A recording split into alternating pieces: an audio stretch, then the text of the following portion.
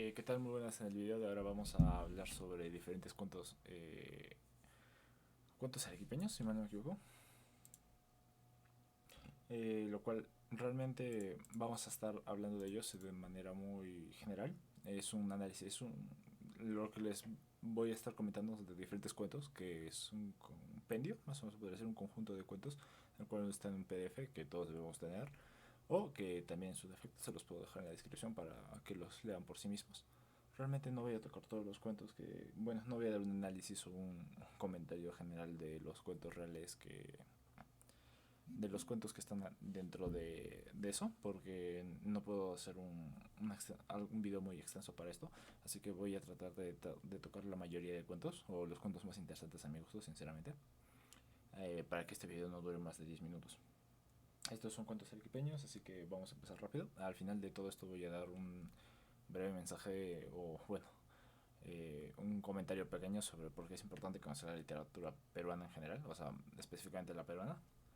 Realmente creo que esto se puede mover a cualquier otro tipo de literatura chilena, boliviana, etcétera. Pero bueno, comenzando con los títulos. Los que más me interesaron fue el Parque de Joel. Este principalmente debido a gracias al sentimiento de culpa que se puede llegar a sentir en el protagonista. Pero bueno, para darles un poco de contexto de lo que estoy hablando, el Parque Joel trata sobre dos amigos, un llamado Joel y el protagonista, que sería el amigo de Joel desde muy pequeños, ya que se nos comenta que ellos estaban en la misma secundaria o colegio de educación básica, el cual hablaban, incluso eran competidores, o fueron los únicos de su salón fueron escogidos para hacer dibujos, en el cual nuestro protagonista comenta que le gustaba bastante los dibujos de Joel, que incluso a veces les gustaba más que los propios suyos, ya que era demasiado técnico, y el otro era más expresivo. Después de salir del colegio, obviamente se distanciaron un poco debido a las universidades y las carreras que escogieron de forma diferente. Por ejemplo, Joel escogió una ingeniería, ya que era más tirado hacia los números y todo ello. Y, nuestro protagonista escogió el artes plásticas, lo cual me hace gracia, ya que nos hace como que yo escogí una carrera, aunque mi padre no lo consideraba así hasta hace unos años. Y nos comenta que era las artes plásticas y ya todo tiene sentido, y un poco de comedia, en el cual realmente los padres y todo eso sienten que ese tipo de carreras es desperdiciar su vida, ya que normalmente no genera ingresos, por así decirlo. Es muy difícil tener una estabilidad económica con eso. Pero ya nos va comentando de poco a poco las cosas que hacía, y nos van intentando, ¿cómo se dice? Mostrar cómo va la relación de ellos dos. Aunque este cuento ya empieza un poco más avanzado, por ejemplo, en una reunión familiar, se podría decir, en el cual, como él regresa de unas vacaciones de España, si mal no recuerdo, se va a encontrar con su amigo, y poco a poco, bueno, nos va comentando de que mientras Joel ya empieza a dejar de salir con las personas y todo esto, esto nos lo van a explicar después, en el cual nos muestran que básicamente Joel incluso le dice a su amigo, a nuestro protagonista, de que va a dejar la universidad, que no la va a terminar, aunque no se nos comenta de que fueron por malas notas o por ningún caso. Esto se nos va a ir empapando diciendo que bueno, esta idea de que Joel tiene algún problema se nos hace específicamente clara en el momento en cuando el protagonista va a ir a visitar la casa de Joel, en el cual encuentra a su madre llorando. Por lo tanto puedes intuir que algo no va bien.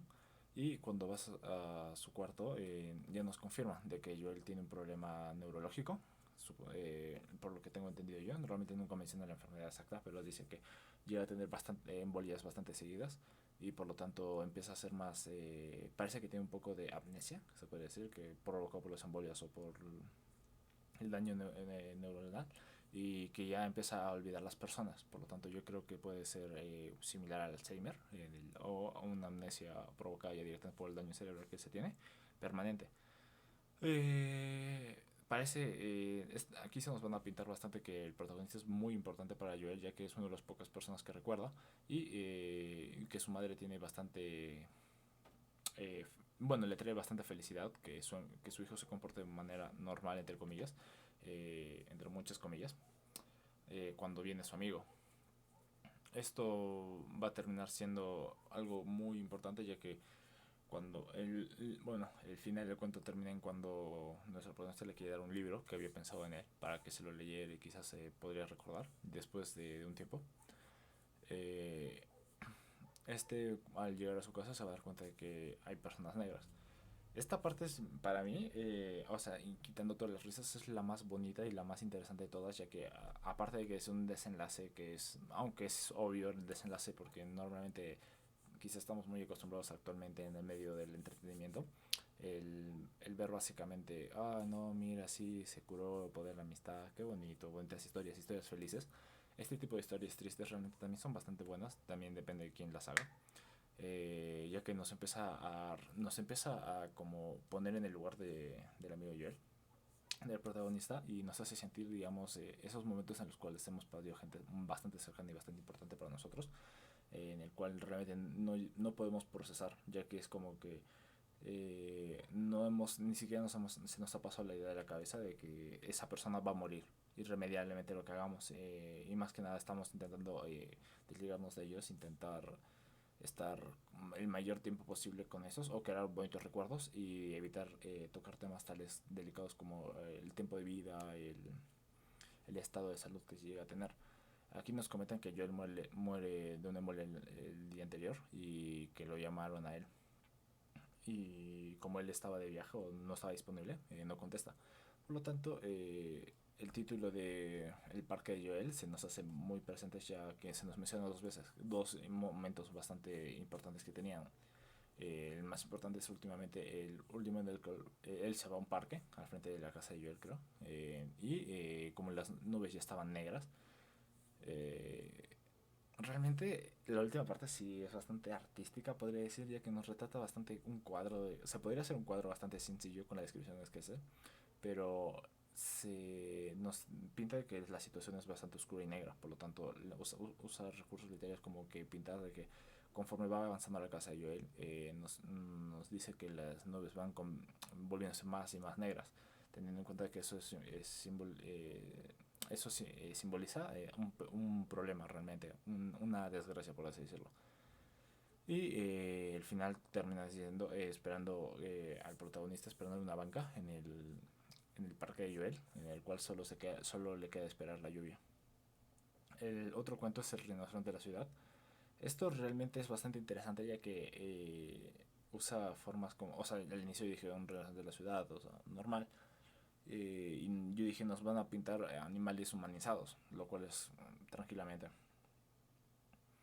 Y lo que nos pinta es bastante similar, pero no es lo mismo. Por ejemplo, nos va a pintar un animal humanizado como es Yamil, el protagonista de este cuento, en el cual el pata va a ir a, digamos, a lo que haría una persona normal, una revisión médica, sale a sentirse un poco problemático con sus propios problemas y todo ello. Y nos lo pinta, pero por ejemplo, yo sentía sinceramente que esto era como un animal humanizado. En partes pensé que simplemente era una persona con sentimientos, digamos, de, de, de sentirse mal con ellos mismos. Por ejemplo, aquí nos pinta que tiene un cuerno en la nariz. Yo dije, un cuerno, o ¿qué es un cuerno? O sea, se puede, yo dije, es un animal humanizado, es un rinoceronte, es normal o nos va a pintar algo. Pero también conforme van entrelazando el cuento nos da la pinta de que no es tan así, que necesariamente sea un cuerno, puede ser incluso una desperfección, un problema de nariz, una nariz muy grande, un callo óseo en la nariz y todo ello. Y se nos pinta que puede ser bastante feo por esa razón, por lo tanto se siente mal y se siente eh, ¿cómo se dice? Similar a los rinocerontes. Pero realmente esto no termina siendo así, ya que conforme nos van avanzando recién al final nos van a comentar de que el protagonista sí era un rinoceronte. Un cuento bastante interesante, realmente es muy divertido, pero el otro cuento que voy a tocar es el de El cachorro. El cachorro realmente lo toco aquí, no es porque sea bastante interesante o cualquier persona le puede llegar a gustar, sino más que nada por el hecho de que yo he tenido bastantes perros, aunque ninguno lo he terminado de matar por eutanasia y todo eso. Eh, sí he sentido bastante desdicha cuando se llegó a perder por obvios motivos. Aunque ya por viejito se perdió un par. Pero bueno, por ejemplo, aquí este cuento también me gusta bastante porque tiene como un geek, un toquecito de la literatura mexicana. Bueno, de la cultura mexicana creo más que nada. Debido a esto. Básicamente lo que se trata es de un chico que adopta un perro, que con el tiempo pasa y todo eso.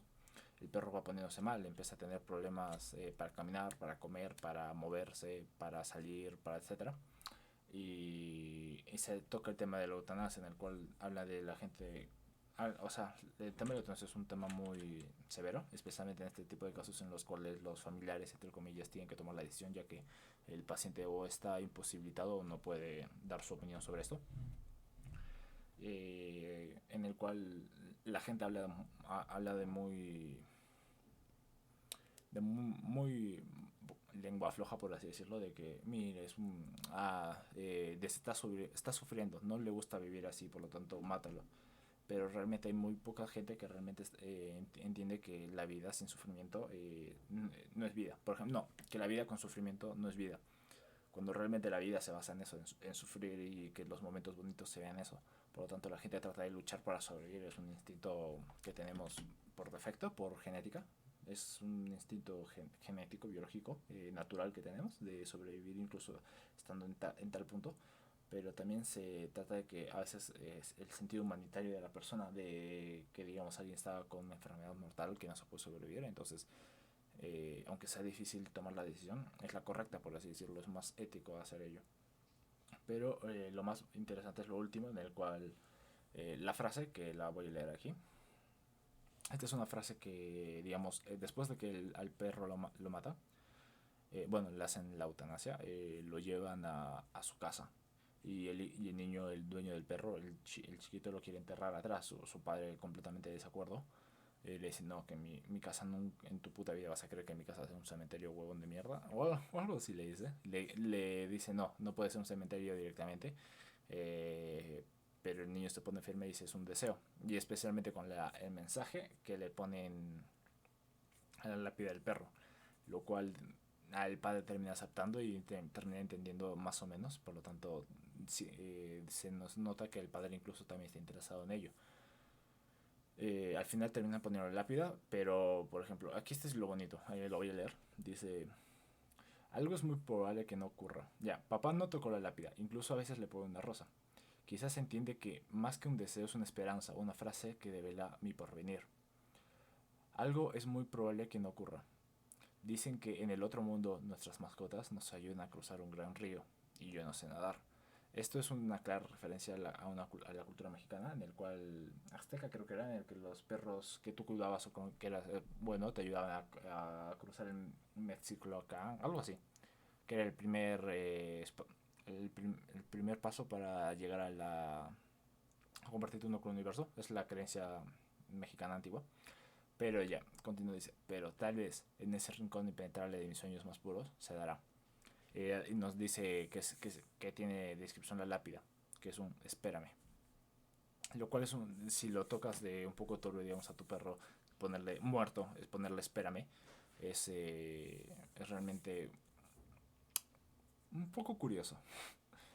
Después Nina, que es para hacerlo corto, que ya voy 14 minutos, Dios santo, un poco corto.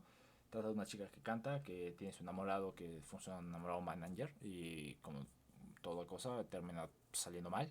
La chica se enoja y termina metiéndole, termina incendiando la casa que tiene con él dentro y ella se va a poner uñas por un tiempo para poder relajar las cosas, por ejemplo, del incidente ese. Y después volver a cantar.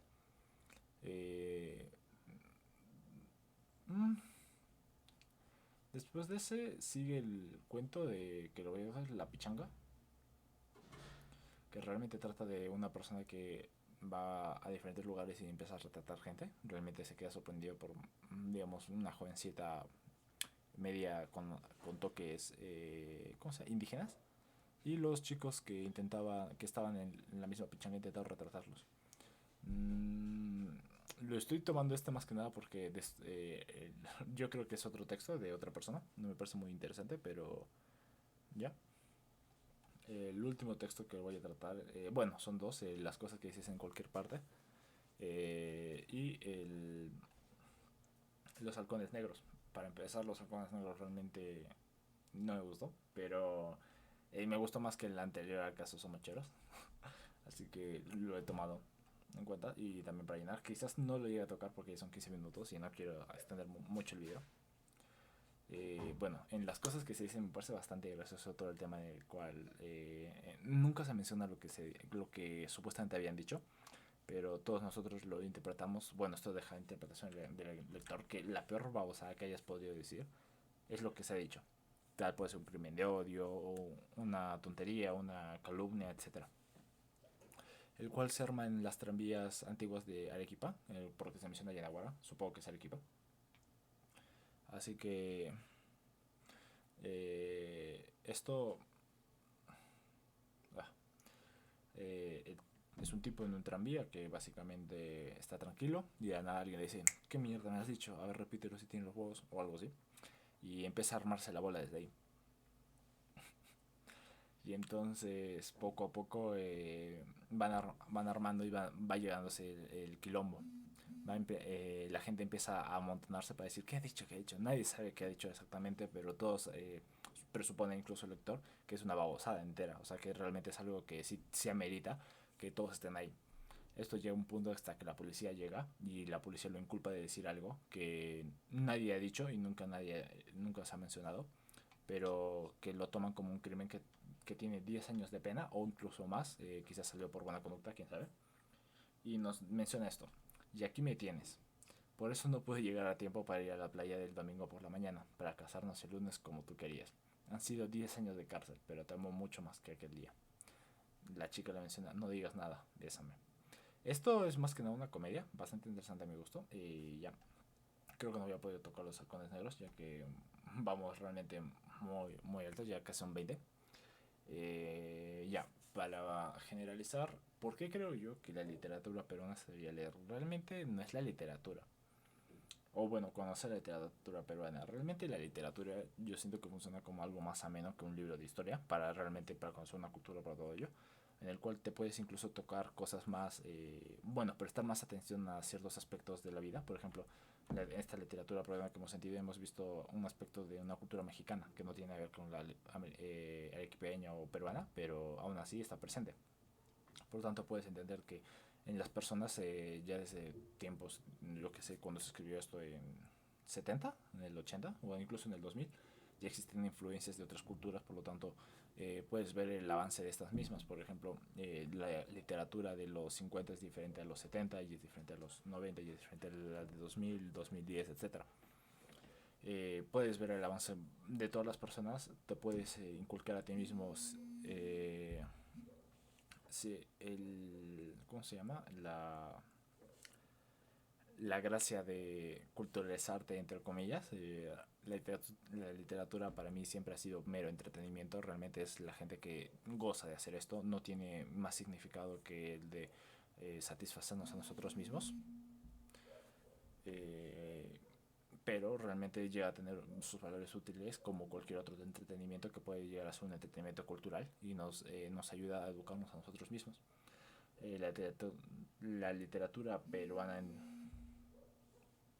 la literatura peruana principalmente debe ser tomada como eso, realmente algo para que tú lo disfrutes. Principalmente, si tú no disfrutas leer literatura, no lo hagas. No tienes por qué forzarte a leer eso. Si no disfrutas hacer algo de entretenimiento que más que nada sea un hobby, por así llamarlo, no tendrías que realmente hacerlo.